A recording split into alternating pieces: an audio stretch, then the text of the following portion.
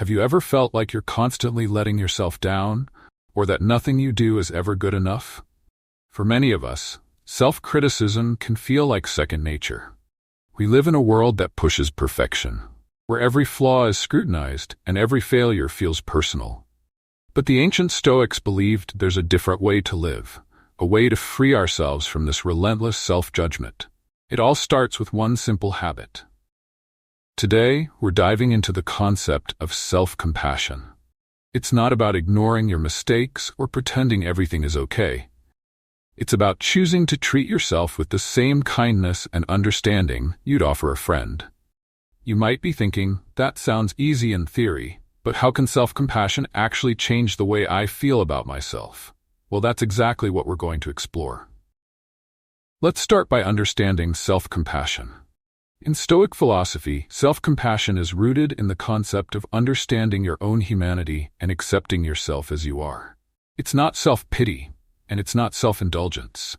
Self-compassion means recognizing that, like everyone else, you're a human being with flaws, strengths, and moments of both success and failure, and that's okay.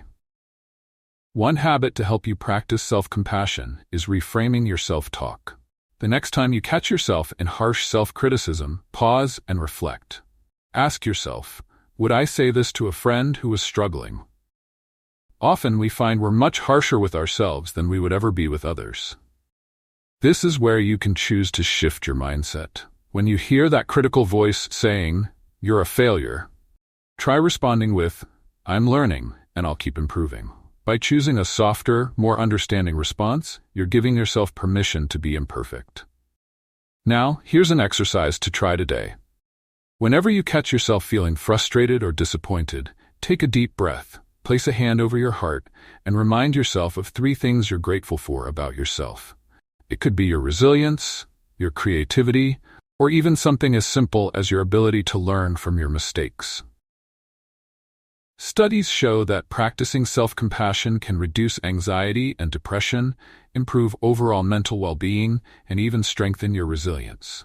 And from a Stoic perspective, self-compassion helps you focus on what you can control, your thoughts, your actions, and your reactions, rather than what you can't.